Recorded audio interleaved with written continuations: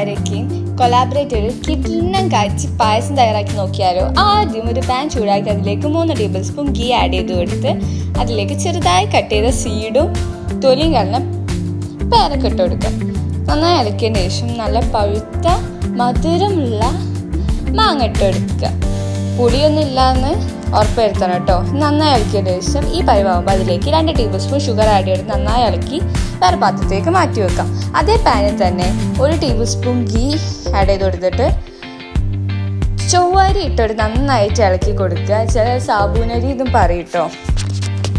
നന്നായി ഇളക്കിയതിന് ശേഷം 1 കപ്പ് ചൂടുവെള്ളം, അതിനുശേഷം 1/2 ലിറ്റർ പാൽ ഒഴിച്ചെടുത്ത് നമ്മൾ നേരത്തെ പാത്രത്തിൽ മാറ്റി വെച്ച മാങ്ങയും പേരയ്ക്കയും കൊളാബറേറ്റ് ചെയ്ത മിക്സും കൂടി ഇട്ടിട്ട് നന്നായി ഇളക്കിയതിന് ശേഷം 1 ടേബിൾ സ്പൂൺ ഏലക്ക പൊടിച്ചത് ഇട്ട് കൊടുക്കുക.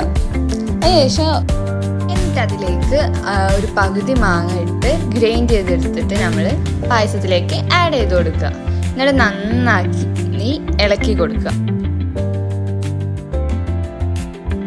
അതിനുശേഷം അതിലേക്ക് 1/4 കപ്പ് മിൽക്ക് മെയ്ഡ് ആഡ് ചെയ്ത് കൊടുത്ത് നന്നായിട്ട് ഇളക്കി കൊടുക്കുക.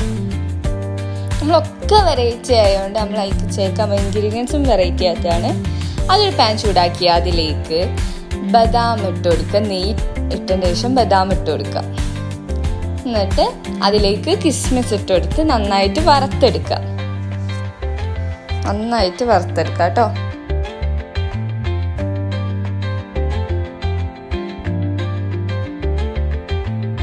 അതിനുശേഷം നമ്മൾ മാറ്റി വെച്ച പായസത്തിലേക്ക് അത് ഇട്ട് കൊടുക്കുക. നന്നായിട്ട് ഇളക്കി കൊടുത്ത് നമ്മൾ പായസം റെഡിയാണ്. നല്ല ടേസ്റ്റിയാണ്. ഓണത്തിനൊക്കെ സ്പെഷ്യലായി തയ്യാറാക്കുന്ന ഒരു ഡിഷാണിത്. എല്ലാം ട്രൈ ചെയ്ത് നോക്കി ഫീഡ്ബാക്ക് അറിയിക്കണം. Thank you for watching.